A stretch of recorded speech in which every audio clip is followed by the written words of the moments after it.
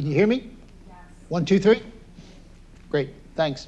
And to the Taubman brothers for the support that they provide to the Institute. You know, no revolution, no successful revolution occurs without somebody willing to finance it. And so your support is incredibly important as we go about doing what we do.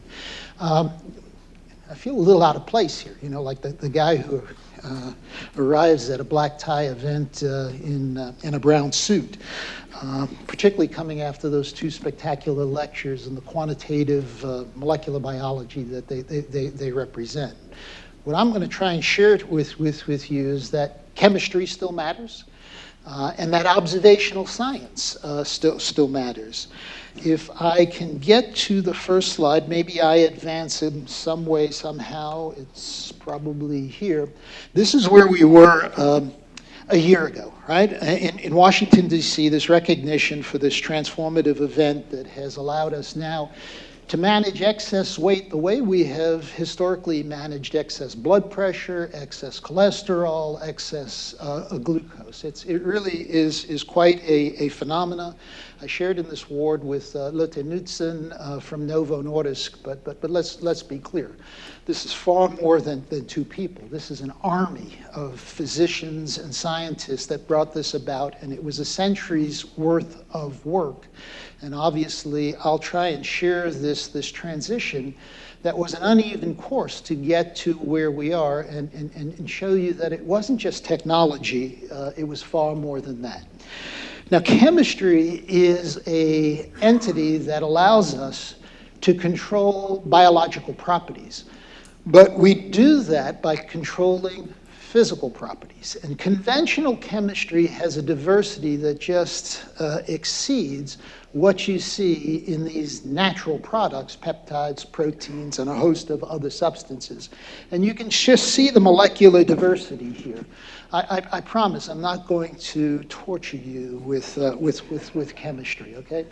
But here are a host of macromolecules that have had a big part in my life.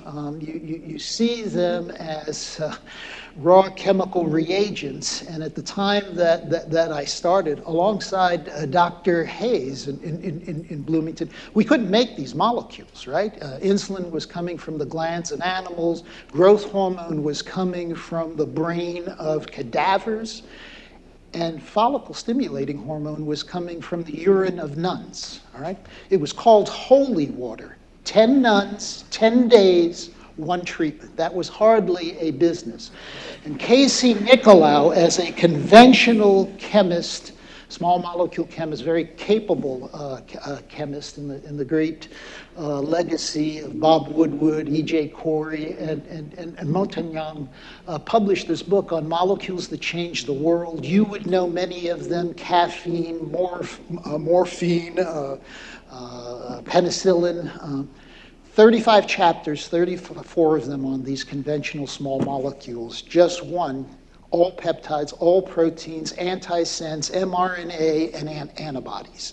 Just demonstrates the history of this industry as opposed to where we have been in the last couple of days and the magical properties of these molecules.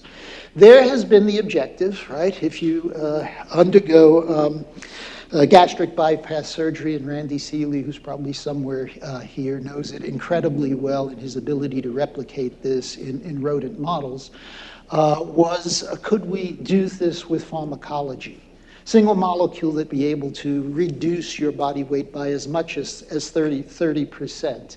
And while we all aim to do this and put it in our grant applications, I'm not sure anybody really believed that we'd ever achieve this in the time frame we have achieved this, and you'll see why that occurred. So this was the transformational event. I was trained as a chemist. I was in New York working with a fellow who built the chemistries for making these peptides that we're now using, GLP-1, glucagon, and the like. As I said, we couldn't make them until that technology matured, and I left with a bit of controversy because to do them in microorganisms was considered to be something unacceptable for a high-quality, bona fide chemist who wanted a career in academics. But this has been transformational, not just for diabetics, but the development of this first medicine validated the biotechnology industry. It taught venture capitalists that it was worthy to put their money into the industry that we have now known to transform modern biology and obviously pharmaceuticals. What you might not remember in that publication that came from Arthur Riggs, Dave Goodell on the West Coast that was partially funded by Genentech at the City of Hope, it was a chemical process. The gene had to be synthesized. The fusion protein had to be chemically processed. The individual A and B chains had to be chemically oxidized, and it had to be purified to an active entity.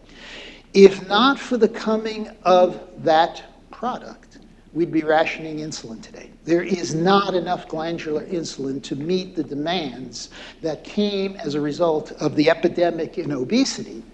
But despite that recognition that it was obesity that was driving this disease, the focus was still on treating diabetes as opposed to treating obesity, because obesity was not a disease until the ADMA announced it to be so, declared it to be so, in 2013. Right? So over 30 years from this event. I came to learn this technology because I saw it as another chemical process for making molecules that I could not make. Right? We were struggling to make something the size of glucagon. Insulin had been made, but these were milligram quantities. It had no clinical relevance. And I always viewed that you could chemically modify these molecules to make them superior substances. Nature selects for physiology, we select for pharmacology. They're related, but distinctly different. And I viewed these as natural products, very much like vinca alkaloids or beta-lactams, right? Penicillin that had been optimized over the last century to give you substances that became valuable medicines. This was highly controversial at that time.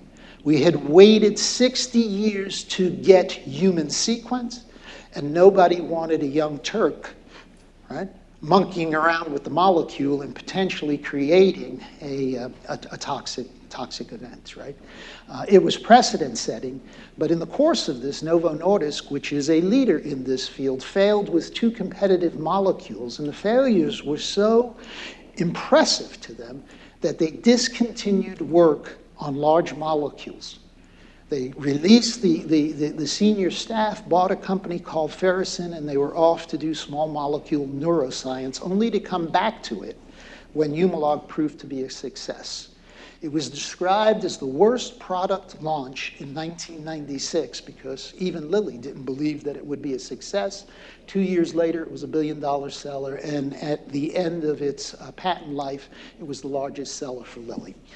At the same point in time, Graham Bell was in Chiron Corporation a couple of years before he moved to his faculty position where he's been for the last 40 years at the University of Chicago, and he clones the pre-pro-glucagon gene. And he argues that in fact there are substances homologous in chemical structure, glucagon-like substances, based on chemistry, not on biology, that could have potential to be the long sought after second incretin, and I'll define what that is in a minute.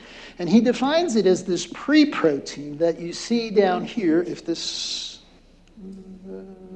this pre-protein, that, I'll even do it right here, this lysine arginine would get processed to create this peptide of 37 amino acids that potentially could be the biological substance as he described it in his paper. But for those of us who had been very familiar with the structure-activity relationship of glucagon, it seemed curious because those amino acids that are shown in green are all biologically important for the activity, invariant across the species, such that you might have thought that would be the starting point, not this, for the biological activity. And as it turned out, Svetlana Moishe, who shared in the Lasker Award just last year, who was working across the bench from me, was in perfect position at Mass General Hospital because she had developed the chemical procedure for making glucagon. So she was in a position to make this molecule. And to make a long story short, she found that this shortened version was biologically active in its ability to stimulate insulin secretion at a physiological concentration and to stimulate the biosynthesis of insulin, and that the full-length transcript was biologically inactive, and a very, very important contribution. Now, if I can figure out how to make this go forward. Borrowing from Dan Drucker's website, what are incretins, right? These are substances that are produced in your intestines, the L cells to be specific for GLP-1.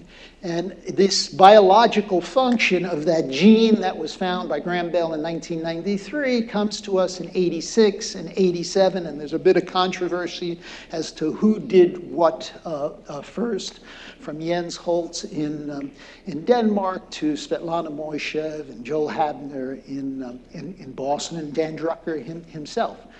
But for those who are familiar with the 100-year history of gut peptides, I have to tell you, this was not as impressive a publication, despite being in Nature, at the time that it occurred. Because GIP was the first of these incretins, these peptides produced in your guts that signal to the endocrine pancreas to be prepared for a meal, biosynthesize insulin, be prepared to first phase secretion, and also signal to your brain by gut-brain axis that you are satiated and no need for additional nutrition. John Baum, Ray Peterson, Victor Moot, the legendary Victor Moot at the Karolinska, isolated all of these materials, kilogram on kilograms of pig intestine to isolate as little as a milligram of oxyntomodulin.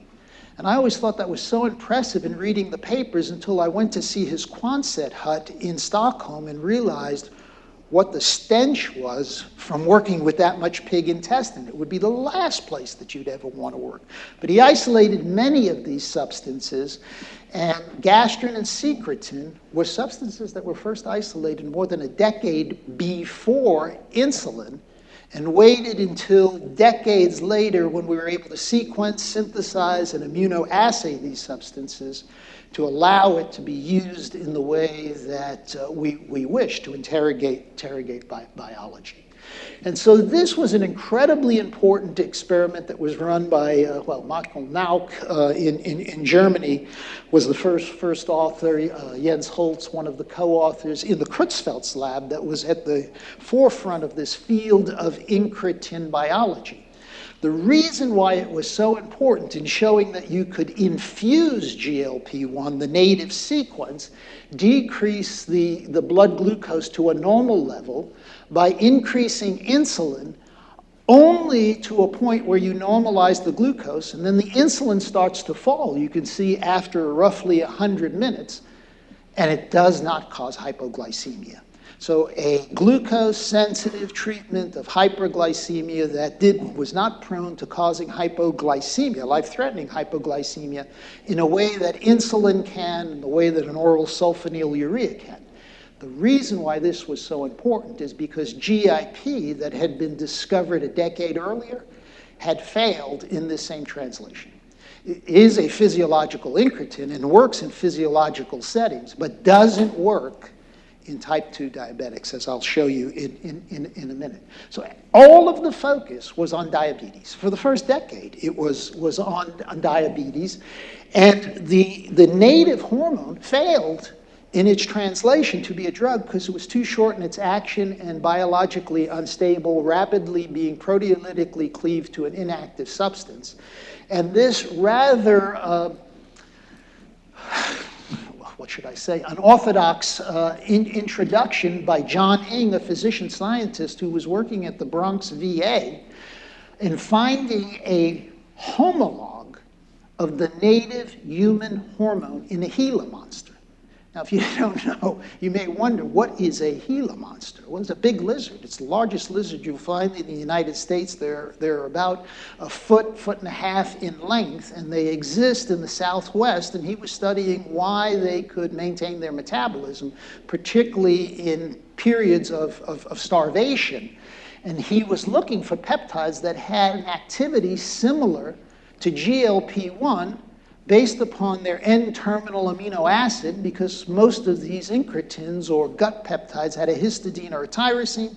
He finds this homolog peptide in the saliva of a Gila monster. Talk about unusual findings relating back to human biology. And he shows that this particular peptide, in collaboration with the Amylin Corporation, is capable of lowering blood glucose in virtually all forms of type 2 diabetes, even sulfonylurea-resistant subjects, people who had to take insulin. So this was a spectacular finding. But quite frankly, he went to work with Amylin because Lilly and Novo had been so well schooled that you stay close to the human sequence. And this particular reptilian sequence was 50% homologous to native sequence and had a C-terminal 9 amino acids that helped in stabilizing the biophysics and the aqueous solubility to allow it to be a drug in the way the native hormone was not. So quite frankly, when you read these reports that say we found the gene, we found the peptide, we got an obesity drug, rubbish, right? It was torturous in getting to these activities. And again, here we are, 1992, he discovers this hormone. It's the first drug that was registered for the treatment of diabetes, but it was all focused on hyperglycemia until Steve Bloom publishes in Nature that if you infuse this into the brain of a rat, you could suppress their appetite. That's what constituted a Nature publication at that point in time, right? So this was a significant observation. But just as in the case of GIP having been found and failing to translate, those who were schooled in a century of gut hormone biology remembered that CCK in the 1970s, another gut hormone, right, had demonstrated the ability to suppress appetite in rodents and had failed in its translation to larger animals and into humans. And so, same prediction, right? Lovely rodent biology, but would it work in humans? And I had been working with Suad Efendik, who was the chief of medicine, chief of endocrinology at the Karolinska Hospital in Sweden, and he kept emphasizing to me that these effects to suppress appetites in rodents wasn't toxicity. The reason why they were eating less wasn't because they were sick, although you can make them sick if you dose high enough, that there would be a therapeutic index. And I shared with him what we knew about CCK, and I said, prove it. Put it into humans and show me that it works to lower body weight in an obese type 2 diabetic, and then I'll believe it, because otherwise this is CCK. And so what you see here are clinical studies that he did with material that I had provided, where he infused for 2 weeks insulin and then put them on 4 weeks of GLP-1 and then put them on 2 weeks of insulin therapy to study the randomization. And what he found is that in the first 2 weeks, the insulin actually decreased their body weight a bit, which we believe was study effect, because insulin doesn't decrease body weight. And for 4 weeks, they lost as much as 1 kilogram per week. Now, there's only 4 subjects, but we're talking about human pathology, right? These are type 2 diabetics who are obese, and we're not just suppressing their appetite, we were decreasing their body weight. And that's what convinced me. And Lilly then filed a patent which covered, eventually granted and covered, all forms of GLP-1 therapy, derivatives, analogs, native hormone for treating obesity, not just suppressing appetite. And that came to them in 2003, just after I had left the company, and for 20 years they did nothing with this. Obesity is not a disease, right? There's no clear registratable path to use this. It's a benign condition, and people wouldn't be willing to take an injection even if you did register a compound. Okay? Jump ahead. Novo continued on. Lotte Knudsen, a force of nature in convincing Novo that there was an opportunity here. And Saxenda is the trade name for liraglutide, which had been registered under the trade name Victoza for treating diabetes. As a treatment for obesity, it was 3 milligrams per day, and the body weight loss after a year was approximately 5-6% if placebo controlled. Without the placebo control, 7-8%. And it depended upon which of the two communities you were about. Some would argue, as they mostly argue today, that that was the first demonstration that GLP was incredibly effective in treating obesity. And that's absolutely correct. This was the first in class to be registered for treating obesity. There was an equal community that looked at those results and said, gravity rules. You're not doing any better than we did with conventional small molecules, and until you get past 10%, right? It really will not have a difference. And I would argue to you, if that was all that was achieved, we wouldn't be here today having this discussion. The real breakthrough, what I characterized as breaking the sound barrier, was this molecule called semaglutide, which is the active ingredient in Ozempic. You hear it on your TV every night, and that same molecule was then registered for treating obesity under the trade name Wegovy. Right? And all that's different is that this one happens to have a conversion of the N-terminal alanine to an amino isobutyric acid, which means it has one more methyl group in a position that interferes with DPP-4 processing, that enzyme that is inactivating the hormone. And if you're going to give it once a week, then you need to stabilize the molecule in this way. But more importantly, it also had a different fatty acid attached to the side chain of the molecule. Again, chemistry matters.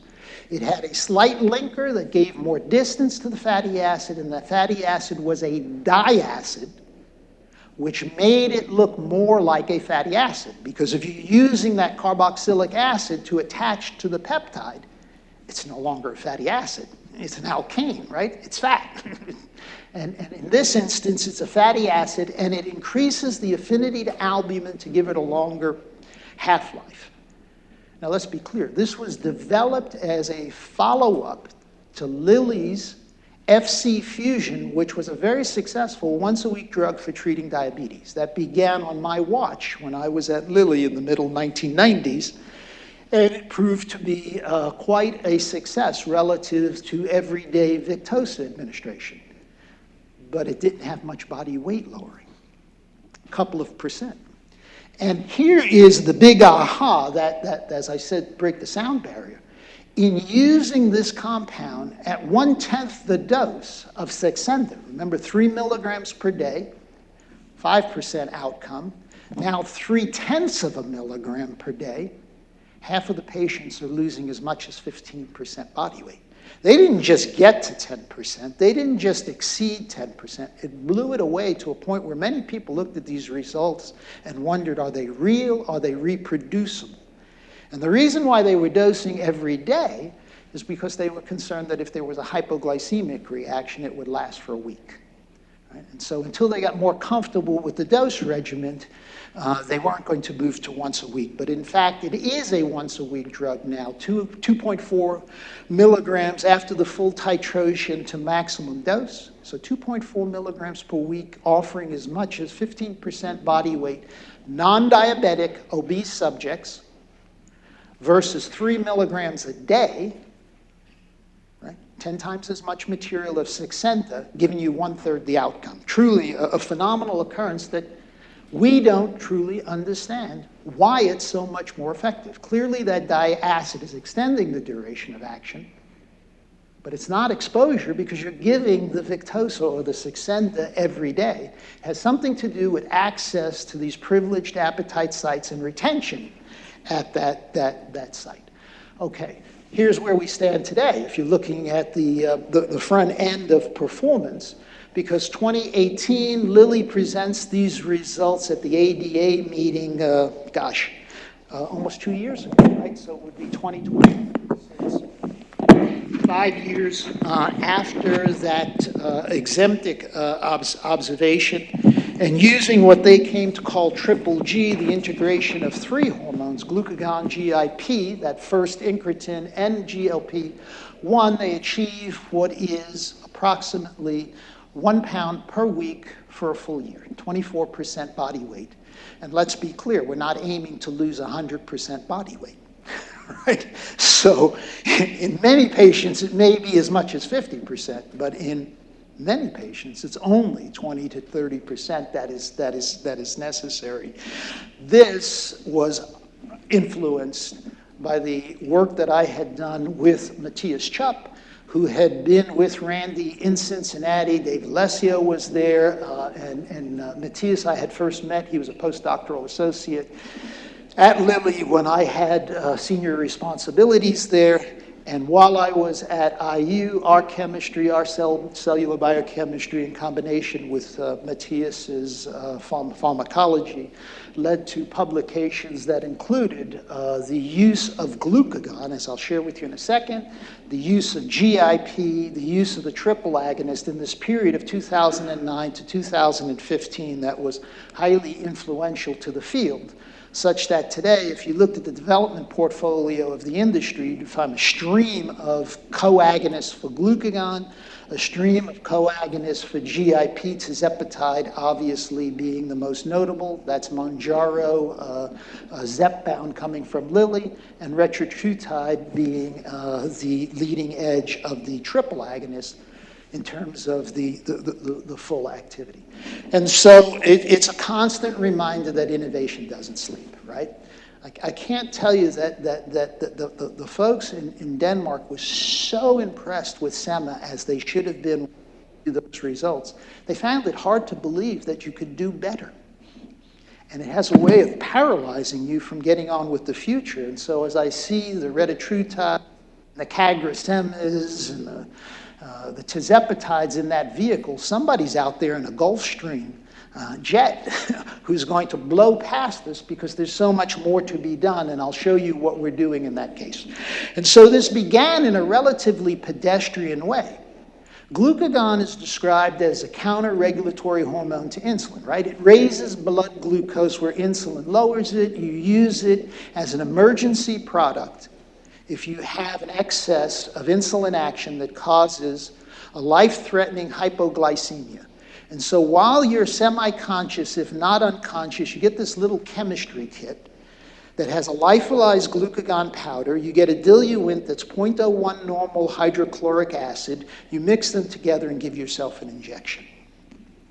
Ain't gonna happen, right? 90% of insulin-taking diabetics don't even have the products should they be in need of it, because you're likely not to be able to use it, and you would require someone else, a third party, to formulate it and give you that injection.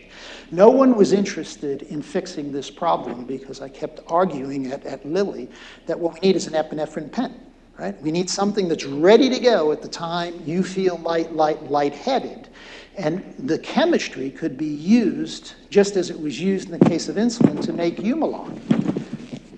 But the sales of glucagon were 2% the sales of insulin. And therefore, where do you think the companies were interested in spending their time? It wasn't just Lilly, it was Novo. And we developed a host of chemistries to allow us to get to stable, soluble glucagons for this rather simple, and some would argue pedestrian purpose. And all of this was done in Bloomington, where we did things like change a benzene ring on a phenylalanine to a pyridine, because you would know from elementary organic chemistry that pyridine's soluble in water because it has a dipole moment and a lone pair electron on it, where benzene does not. Change the stereochemistry at individual sites, single D-amino acids, to break the self-association. And so we had a substance that got hijacked into obesity when in fact it was designed for being used in diabetes. And these are the results from Matthias's lab, that when we designed a purposefully promiscuous hormone, one that could see both receptors equally well, for which there was no precedent, right? Nature selects for selectivity, not for promiscuity.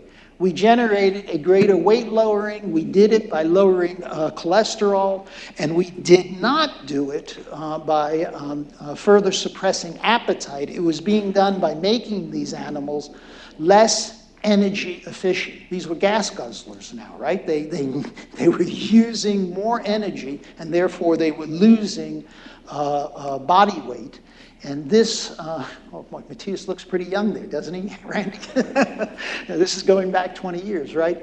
That when we infuse this molecule, now in physiological saline, something you can't do if you have to dissolve it in hydrochloric acid, and it's not stable in the hydrochloric acid, it was every bit as effective in lowering body weight as that ascendin 4 biomolecule that became the first drug that John Ing was about in the Amylin Corporation Advance. It was spectacular. And the really interesting part of all of this was that there was some precedent for this. We went back into the literature and went looking for it because the whole industry for 20 years had been focused on glucagon antagonists to block elevation in glucose to treat diabetes. And what you see here was a publication that came from a fellow in Wisconsin in the Journal of Clinical Nutrition, where he made a liposomal formulation of glucagon. He administered it to animals, and these animals did not gain as much weight as those who were ad libitum fed. When he pair-fed them so that they had the same food consumption, you can see that they still gained more weight, meaning that the glucagon had a pharmacology making these animals less fuel efficient. And surprisingly, as we had seen, and importantly, they did not increase their blood glucose. If anything, their cholesterol levels were less, suggesting that they were delipidating the liver in a way that we now know glucagon is capable of doing. And so what we had done is demonstrate that glucagon is not a counter-regulatory hormone, or maybe it's a counter-regulatory hormone, but so is insulin.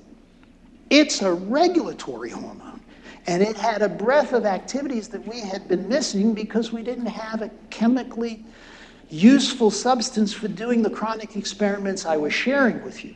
We then went back to GIP and asked the question, could we deal with this phenomena that it doesn't work in subjects who are mildly diabetic? You can see that before treatment here in a study that was published from Copenhagen, Jens Holtz, again, a co-author on this study from Højbjerg, that when they acutely administer a GIP infusion versus saline, they don't get any secretion of insulin, right? It's not functional. But that if you normalize their glucose with 4 weeks of insulin therapy, it's not even normalized, it's better, right? It's normal would have been closer to 6. You restore GIP sensitivity and notice that GLP is far more effective. And so what we had argued was that we could make a better glycemic agent. We weren't thinking obesity because these are incretins, and we were thinking that if GLP is functional, it could serve as the first stage of the rocket such that it restores glucose sensitivity, and then GIP would be able to function. In the midst of these experiments, again, Matthias's work, we found that GIP did not decrease body weight. GLP obviously decreased body weight, so it made perfect sense which of the two you would be developing if you were interested in body weight. And the combination through the first week were hardly different. But the longer we ran this study, the more the two of them began to separate, suggesting exactly what I showed you on the last slide, that GLP was sensitizing these animals to GIP pharmacology, and we were seeing something that quite frankly was running in the face of logic, because there were many who believed that GIP should be antagonized, and that controversy continues with 2 very prominent papers published just in the last couple of weeks indicating that GIP antagonists and GIP agonists are functioning differently in how they improve body weight in combination with GLP-1. We ran ahead to do a clinical study, and this was something that began in combination with Roche and eventually ended up at Novo, but I had responsibility for designing and running these studies because Roche, in the midst of all of this, decided that while these co-agonists that they had paid for have some attraction, they don't want to be in metabolic diseases. They're a cancer company, they're an inflammation company, and so 12 years ago they decided to terminate the assets they had purchased from a company I had started for $300 million. Just last year, they re-entered the field, paying $3 billion. It's what I call the stupidity tax. So what you can see is that we got this molecule back, and we got it back on a personal loan that I took with a very close friend for $5 million. Okay? You have to have a really understanding spouse when you're committed to doing these experiments, and we were constrained by the size of the experiment we could do, n's of 35s, because these studies are expensive, particularly when you're doing a 12-week study, and it showed a significant improvement in glycemia and in body weight.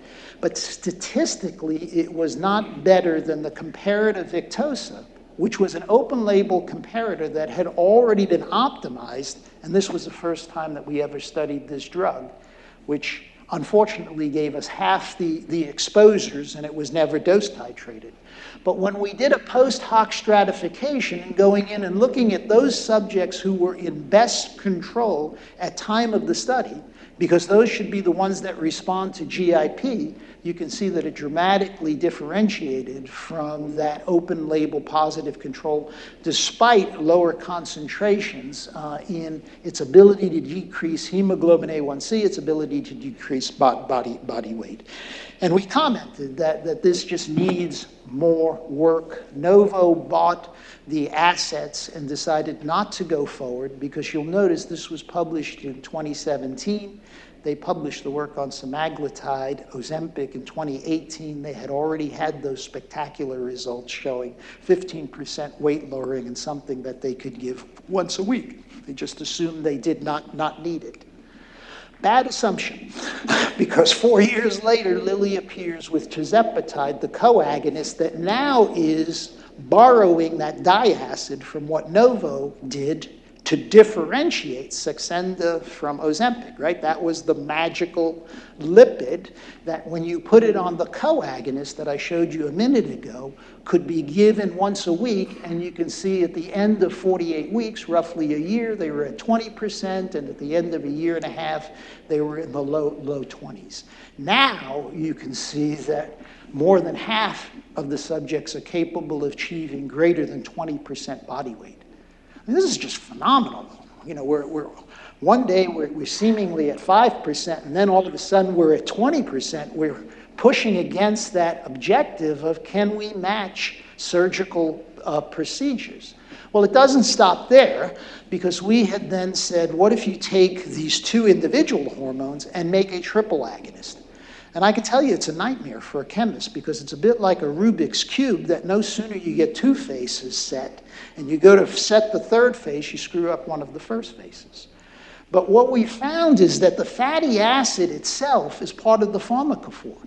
So that orange that you see there is the fatty acid.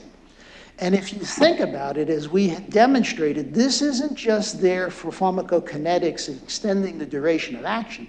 That fatty acid's greasy and has to find a hydrophobic surface. It can't just wave out in solvent.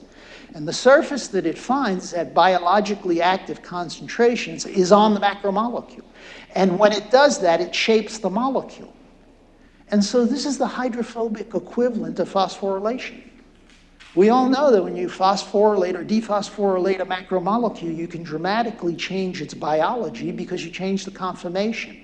And that's what we're doing. So depending upon where you put that fatty acid, you can change the biology of the molecule. And here was the demonstration that when we took a high-quality co-agonist like tirzepatide, Mounjaro, and added in glucagon, we could dramatically further decrease the body weight, and without significantly changing their food consumption. It was working by this mechanism of what I call a feudal cycle, right? Glucagon is degrading macromolecules, glycogen, fatty acid stores, insulin, through its release with GIP, GLP is resynthesizing those molecules. And we know from elementary biochemistry, that's a fuel inefficient process. You spend more ATP than you get back when you make one round around the Krebs cycle. And so what's happening is, because of the fact that glucagon has this very potent effect on the liver, it's delipidating it, right? It's ideally preferred for treating a disease like fatty liver, hepatic steatosis. Now, the irony of all of this, again, is the industry spent 20 years, largely at the direction of Roger Unger, in saying if we could just antagonize glucagon, we could treat diabetes. And every one of those compounds was running into elevations in lipids and fatty liver disease, thinking that was an off-target effect. It's an on-target effect. By the way, I think the world of the late Roger Unger. I thought he was just terrific. But an error in the logic of going from type 1 diabetics to obese, fatty liver, type 2 diabetics. Okay, and there is Lilly's retatrutide data, where now all of a sudden we're talking about half of the subjects achieving almost 25% body weight lowering. This is phenomenal, and we're all waiting for the release of the phase 3 studies that I think should come at the end of this year.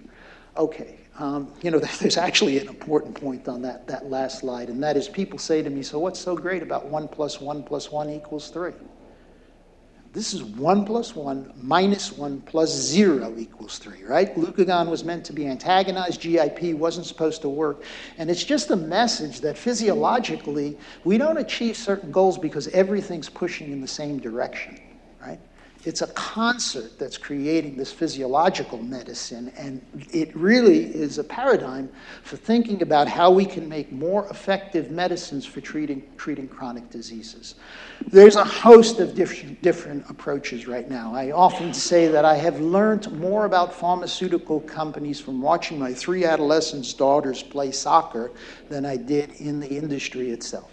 The ball goes here, they all go here. The ball goes here, they all go here. And if you look at the development portfolios now, a good third of everything that's being developed is GLP-1, GIP, amylin. It's all one and the same, where it's difficult to find really novel materials. And so my focus, having started 8 companies, as Chuck mentioned, in the last 23 years, is to answer questions that are likely not to get answered in a large company. Thalidomide is a wonderful drug right now for treating multiple myeloma, but do you think Bristol Myers would have taken that up on their own? No, it takes a cell gene to prove that this thing is effective and can be used safely. And so there are just things you do in academia and breaking new knowledge. There are things you do in biotechs to translate them, and there are things you do in large companies which have the muscle and the capability to register drugs, particularly in these large diseases. I've had a fascination with leptin. We had designed the molecule where we made a point mutation at 100 position that gave it the stability and solubility that it could be used as a drug substance. But we also wanted to optimize it for time action, much in the way that semaglutide had been optimized relative to GLP-1. And so we used this non-native biosynthesis.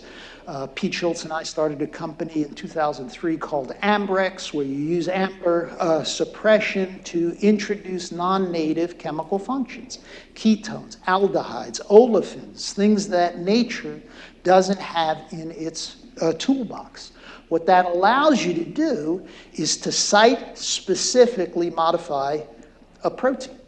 Janssen bought this company because of the ability to make ADCs, antibodies that could be site-specifically modified with cytotoxic agents for treating oncolytic diseases. But what you can see, the specificity that you achieve in using this chemical approach versus conventional chemical approach where you get this heterogeneity. Medicinal chemistry is just like real estate. Location, location, location, right? Where you put these modifications determine the degree of efficacy and safety of these molecules. And what you see here was supposed to be the true biotech paradigm. Find a gene, get the protein, cure a disease, right?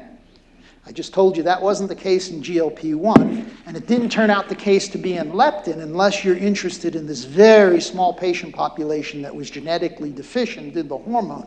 If you treat garden variety obese subjects in the red line, you can see that they don't lose weight. If anything, they slightly increase weight, which has created a controversy as to whether we should be antagonizing leptin as opposed to agonizing. But here, over a decade ago, we had shown that if you treated them with one of these peptides to decrease body weight by as much as 20%, the supplemental leptin activity returns, right?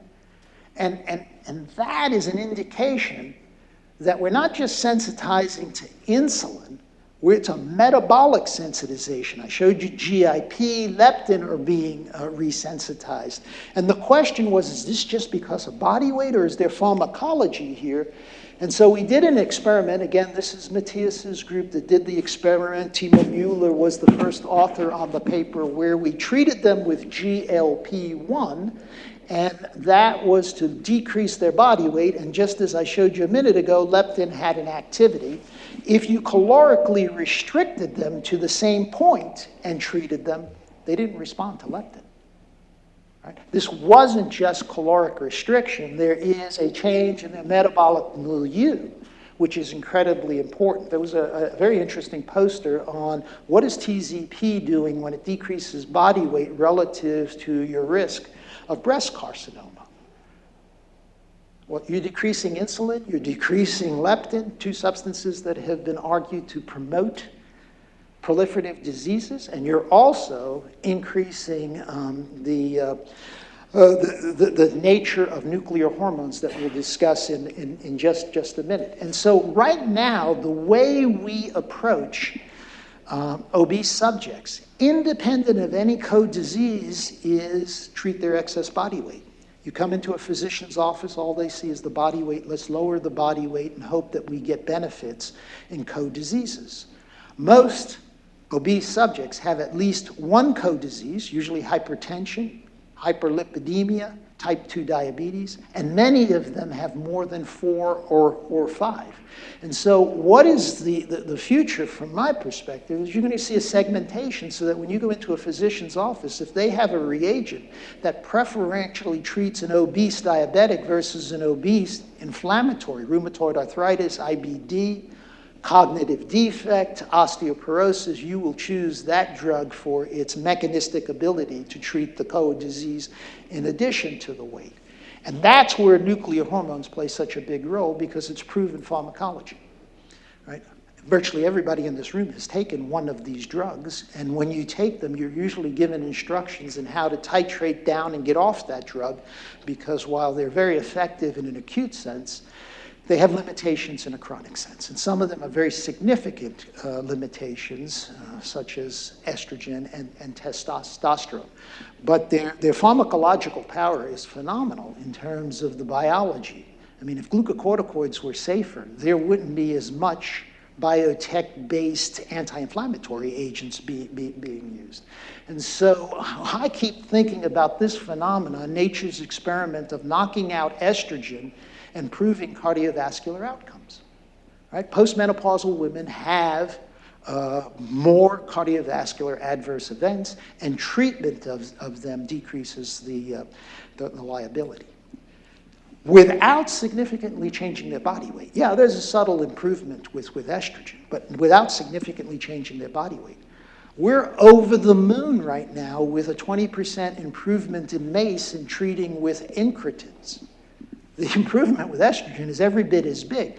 Are those mechanisms biochemically independent of one another? Are they one and the same? Are they overlapping? Can you use estrogen safely to get to 30% or 40% improvements in cardiovascular outcome? Well, that's what we're interested in, and there's also this question that you might have seen in last week's New York Times article from Rachel Gross, reminding us of the central effects of estrogen.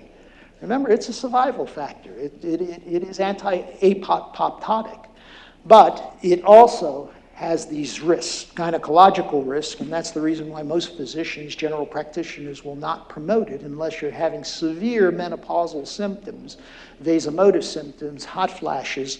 And so we went off and made molecules that were chemically stable for delivering estrogen just to GLP-sensitive tissues. We made phenyl esters that immediately, or within a couple of hours, hydrolyzed to 2 active entities. It's almost complementary therapy. And there's the difference in the efficacy in red of those that are targeted versus those that fall apart and being unopposed estrogen therapy in blue. Phenomenal difference in the body weight. So much so that you're wondering, how is it doing this, right? Because it's targeting those GLP-sensitive neurons.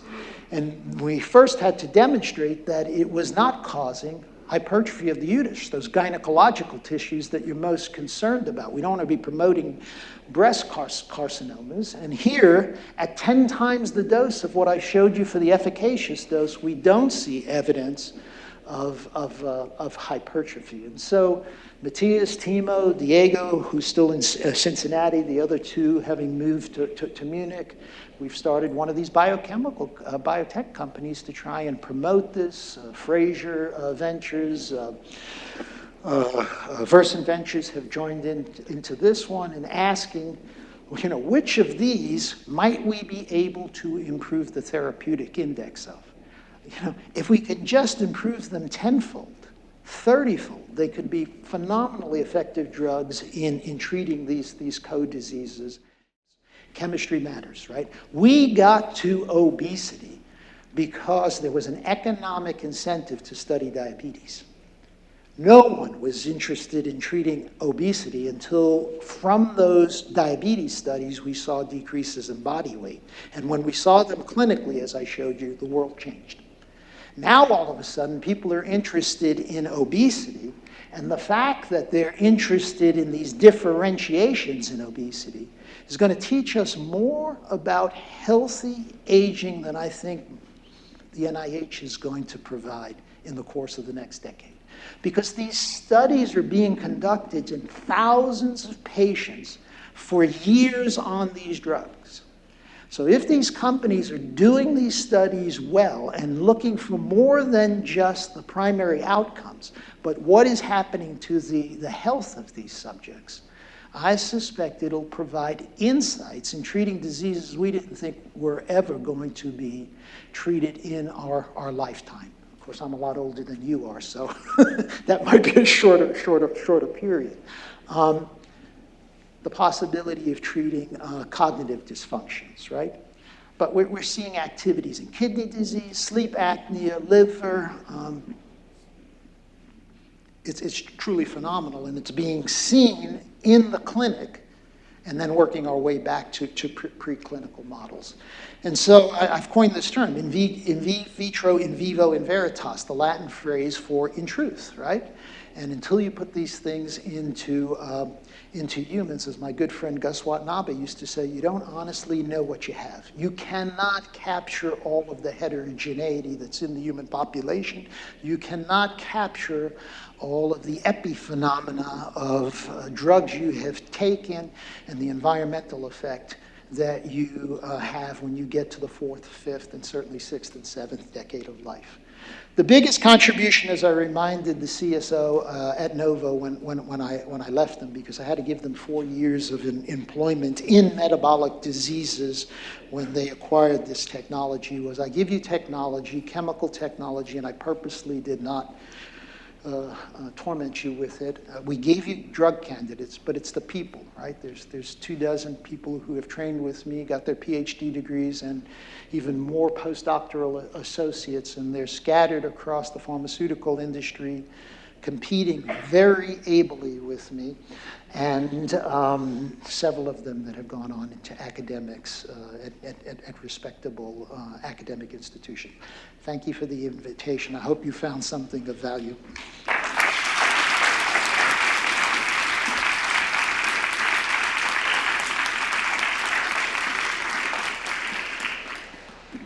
So that's great. Open for questions. Thank you very much for fascinating talk. I really enjoyed it. Yes. Thank you for a very fascinating talk. I enjoyed it a lot. My question is, what role do you see potentially for the GTP, GLP-1 co-agonists in preventing these conditions. Because as your one bar chart says, implies, people don't like to be told what to eat and how to live their life. So to what extent can these be used as preventatives, and to what extent might that be a good or a bad thing? Yeah, so it's a great question. We're still learning. You know, the development of a drug is you're practicing medicine with experimental reagents, and you tend to restrict how they're used because you're looking for the signal within the noise. When these drugs get registered is when we really come to learn what they're capable of doing, both in a treatment and in a preventive sense. We also tend to learn things we would prefer not to know, right? And I've been actually very impressed with the safety profile of these drugs, but there are things to be concerned about. And it is practicing physicians that should be raising their hands and communicating what they're seeing in individual patients so that we're aware of what we're doing, because this very quickly went from thousands or tens of thousands of patients to what feels like 1 million patients, and it's going to go beyond that. And so we just have to be vigilant, just as with statins, we learned things that we didn't want to know. COX-2 inhibitors, right? Vioxx was removed from the market. So we're still in this precarious position where I argue proceed cautiously, and those who use the drugs should be those who most need the drugs, as opposed to those who just want to use them more for cosmetic purposes. I think there was a question in the back as well. There's a microphone, I think. I actually have the next one. You have one, and then we'll come back to you, okay? Yeah. So kind of following up on what you just said. So for example, we do know that there is a significant amount of muscle mass loss with semaglutide treatments. And as we're now beginning to move into these, the 2 and 3 different targets, we're getting these augmentation procedures you've noted in terms of the way these interact. First of all, do we have a mechanism that makes sense based on your understanding of these processes on how that muscle mass loss is occurring? And is there ways in which we should be thinking about either modifying the process to address that? And this is particularly important because, as you just pointed out, we're not just treating 70-year-olds who are obese. We're treating 15-year-olds now who are obese. Yep. Yeah, so it's such a great question, and I think this issue of sarcopenia, inappropriate loss of muscle, and quite frankly, what's going to be osteopenia is just going to follow right behind that, and that's a bad combination. Weak muscles, weak bones usually lead to fractures. How much of that is a function of the drug, and how much of that is a function of the effect of the drug in dramatically decreasing body weight? And at this point in time, we have been unable to prove to ourselves that there is a difference amongst this class of GLP agonists, co-agonists, or even the triple agonists, where glucagon is far more catabolic, in driving more muscle loss than you get from caloric restriction. Beyond that is this question, when you lose that, are you losing functional performance, right? I think there has to be some functional loss given the magnitude that we're losing. But it's clearly something that has taken note of the academic community and the pharmaceutical community as to what can I possibly include to slow that loss, even if it's just because of losing body weight, not the pharmacology, or possibly building muscle. And we've returned back to things like SARMs and growth hormones, SARMs being a selective androgen receptor modulator, because there's nothing like testosterone to build muscle, functional muscle. But you're going to run into the same challenges that you do with estrogen therapy, right? Is that safe? Is it toxic? But it's promoting a level of interest that's going to cause the regulatory agencies to wonder, are you treating sarcopenia? Are you treating frailty? What are we treating? Are you treating a deficiency in the drug? And they will manage those differently. But I'm glad that we're having that discussion, right? I mean, it's a demonstration of how much efficacy there is in lowering body weight. Hi. I loved how you explained that not a lot of people gave attention to obesity because it was not considered a disease yet, but it was what was driving the rise in diabetes. And in the same way, do you think people's relationship with their bodies, their lifestyles, are the secret disease that's really driving obesity and driving diabetes and all of these conditions? And what kind of interventions do you think are best to get at those? And do you think that should be a pharmacological intervention? Yeah, I think it's been phenomenal in the education it's providing to all of us, because this significant decrease in body weight is having such an impact on people's physical performance, but also their psyche. The biggest concern I find in people who have come to me that are in the 100 club, they've lost over 100 pounds of weight, I'm going to lose efficacy, right? Tachyphylaxis is going to take hold in this person that I was, that I'm no longer, I'm going to end up being. Or I'm going to lose my insurance because I changed my job, or they changed the insurer, and I won't be able to afford the drug. And all of a sudden, who I was is now who I will be. So there's lots of concern there. But it's given people a greater appreciation for how toxic fat is, as I was indicating. And we've sort of shifted the public discussion from lifespan, longevity, to health span, right? How can we have healthy living in those 7th and 8th decades of life? The best way is non-pharmaceutical, right? So if these can be used as an enabler to get to a more healthy eating regimen, to get to a more healthy exercise regimen, my gosh, people are so much more interested in strength training today as a result of having lost this muscle. That's a phenomenal accomplishment. But this is an experiment that's in progress. We shall see. And as I say, I just keep my fingers crossed that the safety profile holds up on these compounds. And people should remember, just because we were safe with incretins, the next anti-obesity agent that recruits a novel mechanism, maybe glucagon, but it could be something else, may not be as safe, because we have a century of history of having efficacy and toxicity. So again, maintain vigilance and care. Dan, I don't know if there's a microphone that we can bring here. I can give you mine. Oh, yeah. We'll do one there, and then we'll come back to Dan. I don't know when you want to call it off.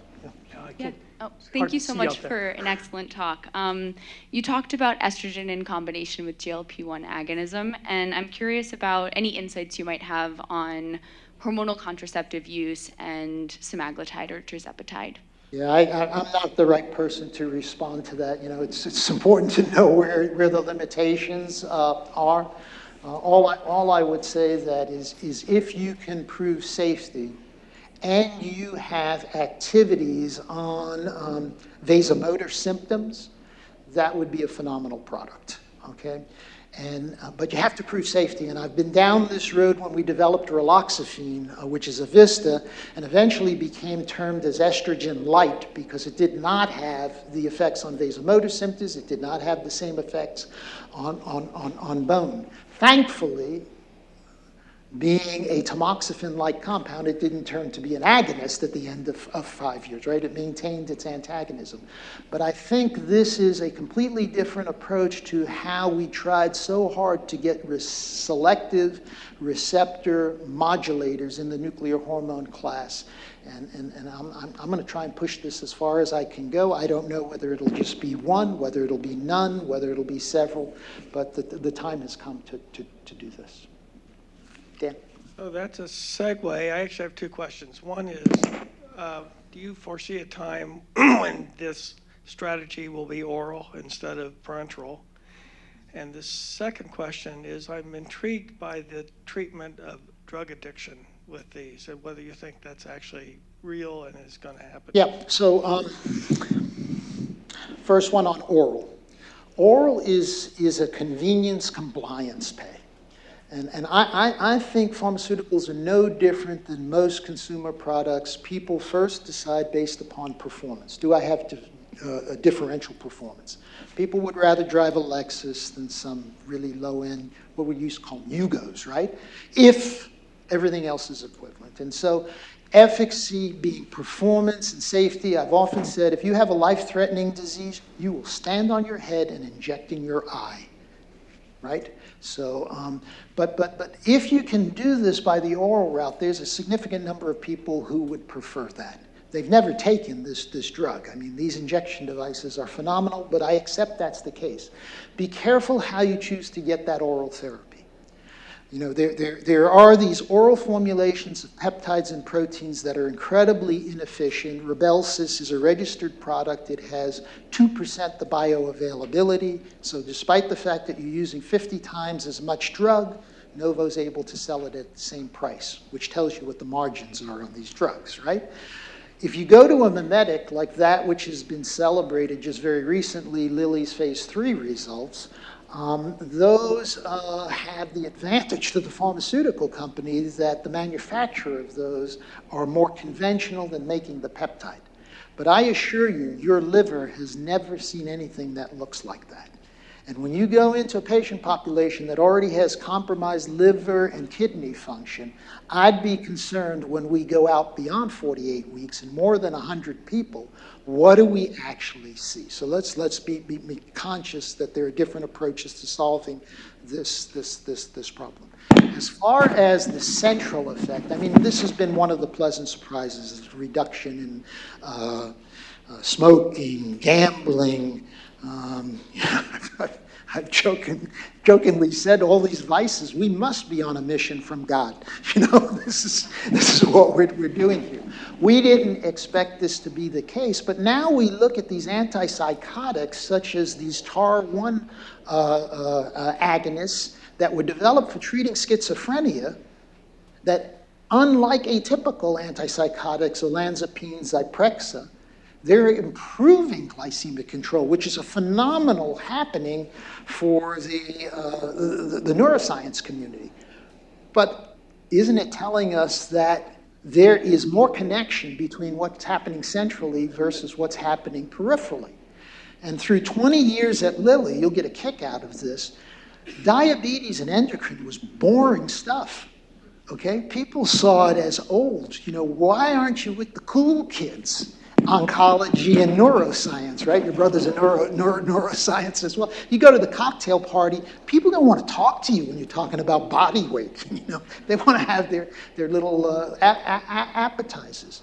Now, metabolism is cancer, at least endocrine-based carcinomas. It is neuroscience, right? It is kidney disease. And so it's an incredibly exciting time where we're brought back to realize that our metabolism, our body health, is of utmost importance in multiple diseases, that obesity is not the cause of these diseases, it's just a stress factor that increases the prevalence and the speed at which we see them, right? But it's a reminder that we have to stay in good health. We probably should stop. Although I enjoy this immensely, I want you to get to lunch. So Richard, I want to give you another round of applause. This is excellent.